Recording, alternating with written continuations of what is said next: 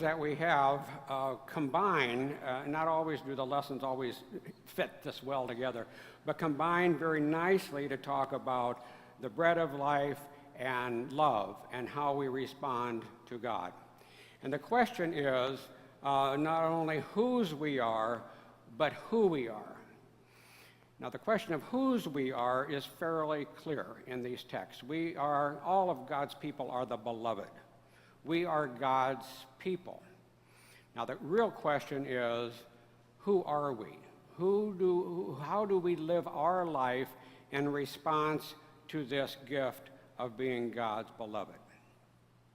Well, as I pondered this, and we were gone for 3 weeks, I realized that today is August 12th, which is an anniversary for me. It's 39 years ago, probably about just right now, I was ordained into the ministry of the Lutheran Church. And so that is, thank you. You didn't think I was that old, did you? So, maybe you did. But in that context, I have served 8 congregations in 5 states. All of them were in the state of confusion, but there were also different states of the country. And I was able to minister in a number of different ways in those congregations. Then I was a communications director for the ELCA, and I served the 9 synods of Minnesota, North Dakota, and South Dakota, where they say Lutherans are the densest. But there's a lot of them, and I had to relate directly to all 9 bishops and all the 9 bishop staff. And then also in Churchwide at Chicago, I was part of that staff. Then I came to Spirit in the Desert, came to God's kingdom here in Arizona, and literally worked with and was part of thousands of people who came from all over the world, and not just Christians, but people of all faiths and non-faiths. So literally, I have been given the opportunity to be with thousands of people who consider themselves the beloved, as we do. So they know whose they are. Do you think they all acted like the beloved? We'll come back to that. The text from Ephesians is really important for us, and we're going to take a look at that because it talks about, in the context of God's love being the bread of life, it talks about some very practical applications, practical advice and wisdom, how we respond to that bread of life, how we respond for being known and having the sense that we are the beloved. So let's look at the text real quick again. Now that's my ELCA thing. All right, so then it says, so then putting away falsehood, let us speak the truth.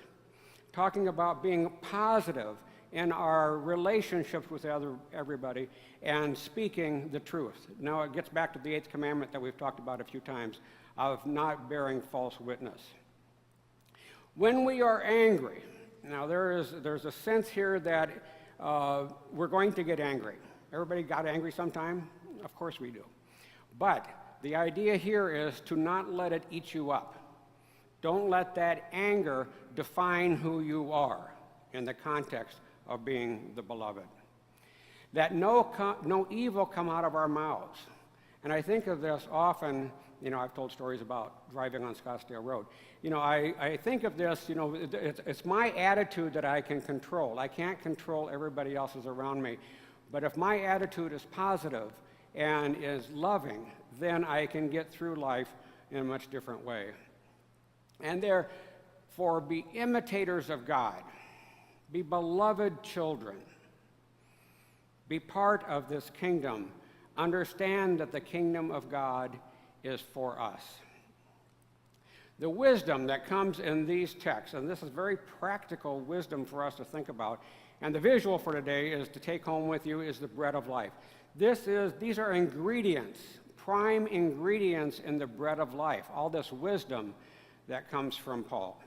These are ingredients that make up the bread that not only fills our souls and our hearts, but hopefully fills our minds and the words that come out of our mouths, our attitude, the bread of life. Read Ephesians a couple more times this week. Very, very powerful imagery. So back to these thousands of people that I've been around for the last few years, do you think they always were walking as beloved and living as beloved? No, I don't, you don't, none of us do. We are human after all. But what this image of bread does gives us an image where we can go back to and say, yes, God, we are beloved. Yes, God, we are your people. Two of the congregations that I served before coming here to the interims were congregations that were in dramatic conflict. One was in danger of closing, and the other one was just polarized. Normally, Ascension didn't follow this model either, but normally when there is an interim appointed, the bishop and the council president get together with the pastor who's going to be the interim and talk about how things are going to go. One congregation in particular, I went in with this bishop into the conference room. All 12 of the council people were sitting around this big table with very stern looks on their faces.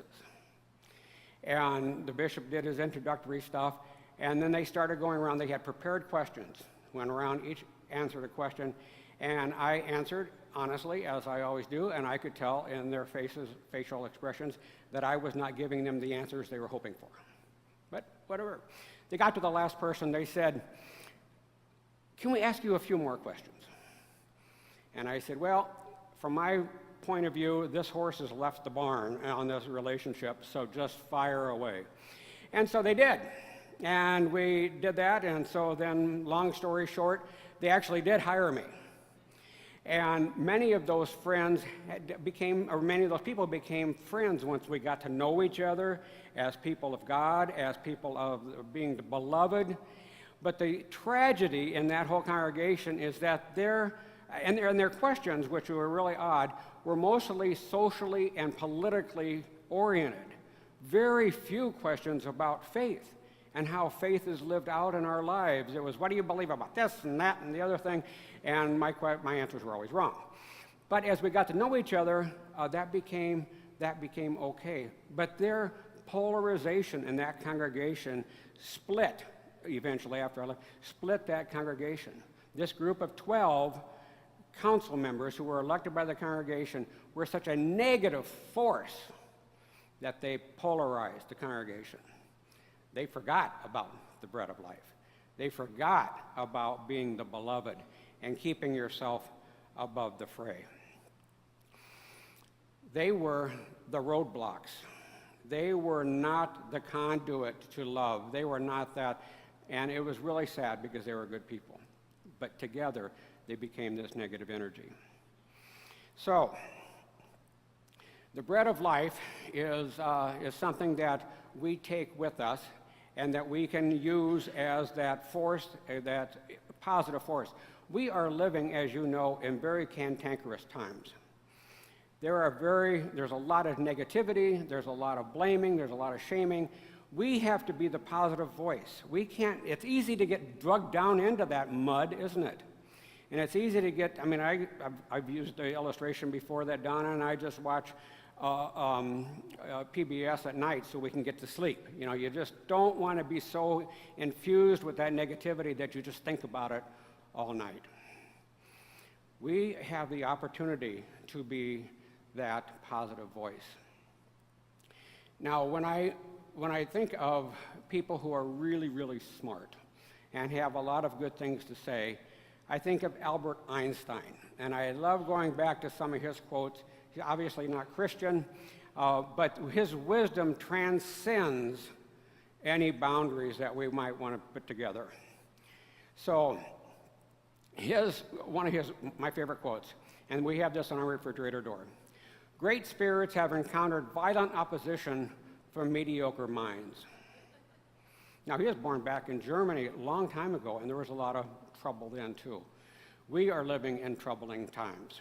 And so don't allow your spirit to be controlled by the mediocre minds that we hear about every day of our life. We are the beloved. We are the ones who have that spirit that bread of life in our mouths.